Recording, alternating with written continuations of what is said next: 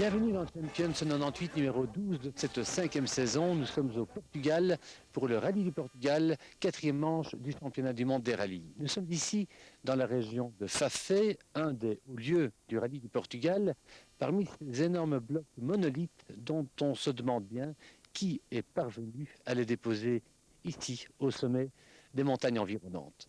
Nous sommes donc au Portugal pour vous parler de ce rallye-ci. Mais avant toute chose, retour sur le safari du Kenya, le Kenya où Bruno Thierry a dû déclarer forfait, malheureusement. Rappel des faits, rappel de l'histoire.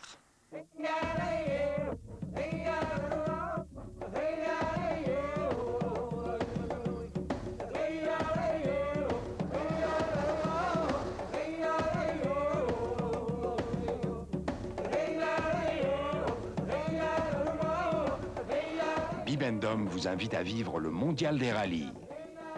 En route pour le Kenya.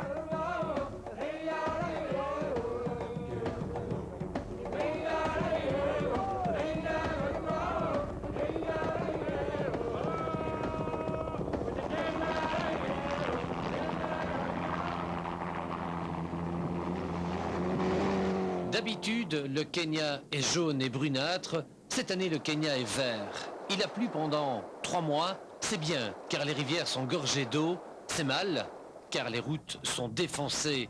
Elles ont été lavées pendant 100 jours, pratiquement sans interruption. C'est cette pluie qui est à l'origine de l'accident de Bruno Thierry. Lorsque les reconnaissances ont commencé, les pistes n'étaient plus qu'un immense bourbier dans lesquels Juha Kankkunen a brûlé son moteur. Il est 14 h, Bruno Thierry va chercher des secours. N'en trouvant pas 3 heures plus tard, il revient pour remorquer lui-même la Ford de Kankkunen et la galère commence. Après des dizaines d'embourbements, à 20 h, il décide d'abandonner sur la piste l'escorte de Kankkunen et les voici à 4 dans la voiture de Bruno. Bruno conduit lui-même. En 3 heures, il ne peut couvrir que 15 km. Vers 21 h 30, Kankkunen prend le volant. À son tour, Bruno s'installe derrière le siège pilote, entre les arceaux et les filets. Il n'y avait plus qu'un phare qui allait à la voiture parce qu'on avait un petit problème de court-circuit. Et alors, comme c'était de nuit donc, Johan avait très peu de visibilité. Et à mon avis, à un moment, il y avait une saignée où la route était effondrée, je ne sais pas. Toujours à l'heure actuelle, je ne sais pas ce que c'est, mais d'après Stéphane, c'était à peu près un trou d'au moins d'1 mètre à 1,50 m. Et on est tombé dans le trou, on a rebondi vraiment comme une balle de ping-pong. Et Johan devait continuer à accélérer, malgré qu'il ne roulait pas vite, on était en première ou en deuxième. Et puis voilà, je me suis retrouvé, moi, je me suis fait projeter dans le coffre en ayant heurté une barre d'arceau sur mon passage. Et je me suis retrouvé sur le réservoir, derrière dans le coffre. Bruno arrive à la clinique de Nairobi 10 heures plus tard. Diagnostic, 5 côtes cassées. Bruno est immobilisé pour 4 semaines au moins. Pour le remplacer au Kenya, au pied levé, une seule grande vedette est disponible, actuellement sans volant. C'est un spécialiste de l'Afrique, le Finlandais Ari Vatanen.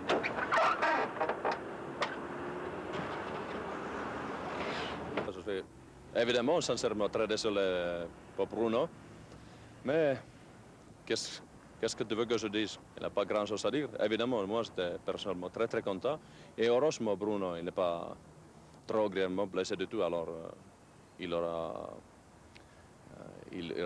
sera à Portugal normalement. Quand Malcolm Wilson, le manager de Ford, vous a téléphoné pour vous dire Harry vient au safari à la place de Bruno Thierry, vous avez dû croire une histoire drôle, non? Non, c'est absolument, parce que c'est d'un coup recevoir un coup de fil comme ça. Moi, c'était vraiment comme un petit gamin avant la Noël. C'est pas vrai, je vais aller à un safari. Et c'est vraiment d'être ici en Afrique, c'est quelque chose de magique. Moi, j'étais descendu il y a 21 ans pour la première fois. Et je suis aussi passionné, aussi heureux comme il y a 21 ans. Pour qui connaît bien Ari Vatanen, il lui est difficile de rouler calmement en général. Hein? Moi, je deviens petit à petit un peu plus sage, ce que c'est nécessaire. Et quand même, lors des rallye raids, on n'a pas fait pas mal de choses pendant les années où il faut quand même de temps en temps lever le pied. Harry Vatanen pourra-t-il rouler sagement et amener à l'arrivée la voiture de Bruno Thierry? C'est la double grande question de ce Safari 98. À voir comment il roule aux essais, on est un peu inquiet. Heureusement, Vatanen sera bien protégé, comme tous les autres pilotes de pointe, par un hélicoptère chargé de les avertir par radio de tous les obstacles imprévisibles. C'est Stéphane Prévost, recyclé en navigateur aérien, qui escortera Vatanen à bord d'un hélicoptère loué à Nairobi chez Simon Everett, ancienne gloire du rallye belge, expatrié au Kenya. Deux autres Belges sont au Kenya pour Toyota. Sven Smets est ouvreur, Freddy Loax est observateur. Il va découvrir l'Afrique et ses problèmes. Comment est-ce qu'on dit pas de problème en kenyan, en swahili? Ouais, je ne sais pas. Hakuna Matata. Hakuna Matata. Des Matata, des problèmes. Didier Auriol en a eu sa part depuis le début de la saison. Au Kenya, il est nominé à la place du Kenyan Ian Duncan, victime d'une chute en moto 3 semaines avant le safari. C'est vrai que la saison n'a pas très bien commencé. Bon, je crois que la chance n'était pas trop au rendez-vous.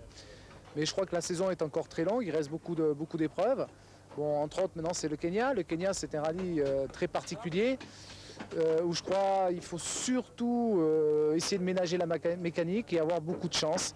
Bon, à partir de là, je crois qu'on est pratiquement tous les pilotes à pouvoir gagner cette épreuve.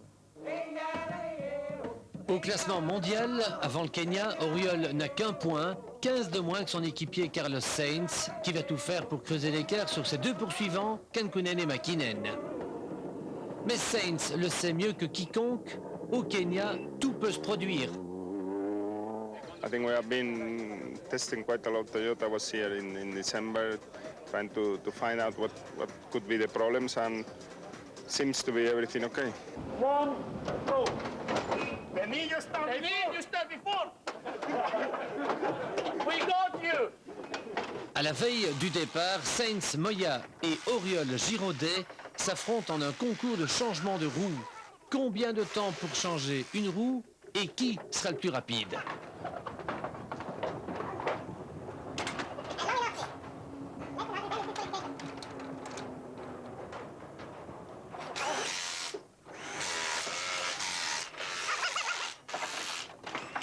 Auriol, Giraudet sont battus, 1,27 pour changer une roue. Sainz, Moya seront-ils aussi les plus rapides sur la piste? Réponse dans 3 jours. Après 2220 km de course, 16 spéciales et 1063 km chronométrés. Départ et arrivée à Nairobi, on annonce la grande chaleur.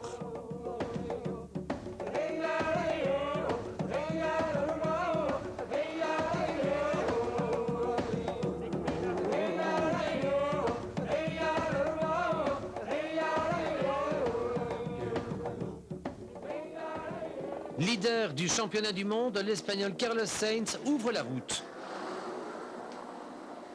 Menos a fondo. Para uno, derecha rápida más. Para izquierda rápido José Guerrero Santi. Se abre.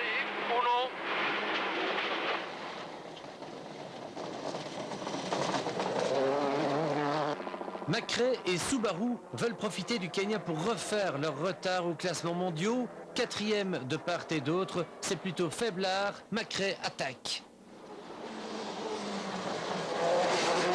6 right minus over Crescent. 6 left tightens to minus. Rock inside. They have a pump. Sheer rear. Okay. Mais dans la deuxième spéciale, il subit une double crevaison et sur 108 km perd 4 minutes. On comprend pourquoi. Pour l'autre Subaru, celle de Liati, c'est encore pire. La suspension avant est cassée.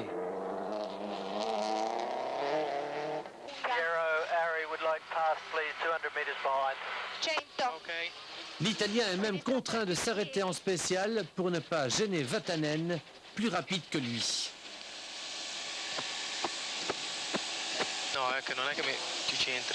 Liati a perdu 10 minutes, il est largué.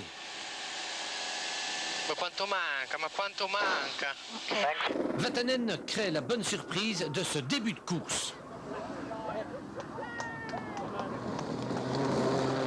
Un pilotage relativement calme lui permet de se positionner à la 5e place.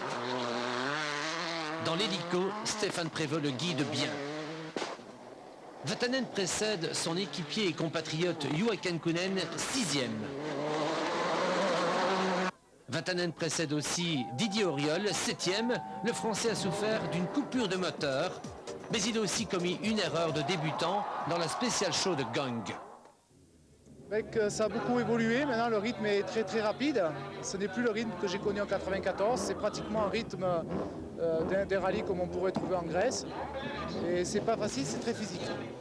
C'est vrai que ça va vite. Mäkinen a gagné la deuxième spéciale à 136 km/h de moyenne.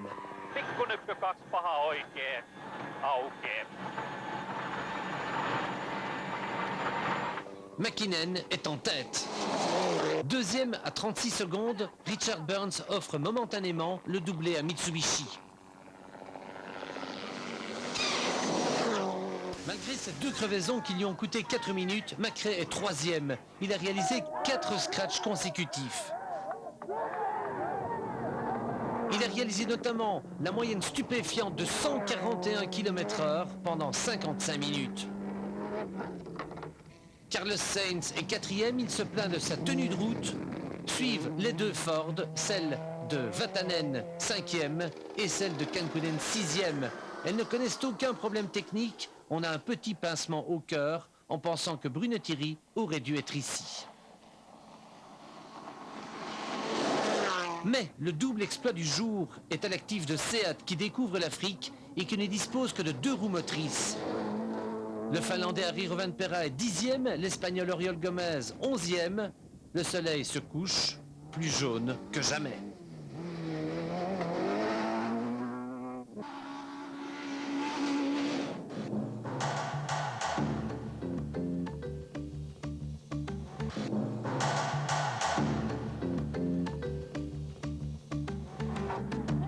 Premier incident du deuxième jour, Carlos Sainz fait un tonneau. Explication. Miss one left bend in 5th gear. So. Heureusement, l'assistance Toyota est efficace. En moins de 20 minutes, presque tout est réparé. En tout cas, le look de la Corolla est très acceptable. Deuxième incident, il est double. Les Subaru abandonnent toutes les deux.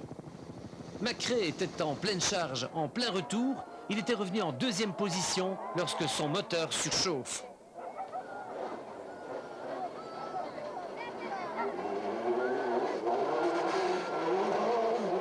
Colin from Nigel, I've got some sort of problem with the engine. The water temperature is fine, but the oil temperature is very high and the engine's cutting out. 5 left, plus 30k, jump right. But you just need to keep going.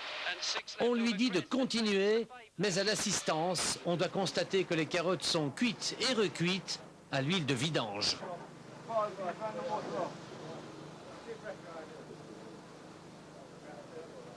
Yep, finished. Another one. No, I don't know yet.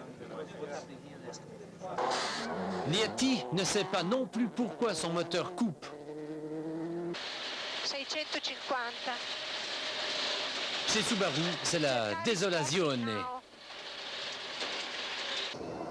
À ce moment, Mäkinen est largement en tête avec plus de 5 minutes d'avance, mais lui aussi est trahi par sa mécanique. Oh, se oli siinä.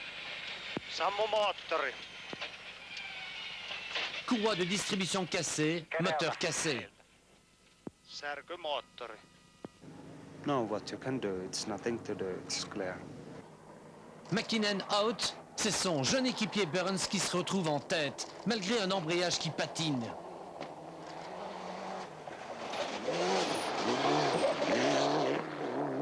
Vatanen est récompensé de sa conduite sage, il est 2e. Auriol est 3e, il n'a subi aujourd'hui que 2 crevaisons, il a signé un meilleur temps, il cravache. C'est peut-être le rallye le plus dur. Bon, on part sur des spéciales de 100 km et vu que le rythme a beaucoup évolué, à partir de là, la concentration est très longue et puis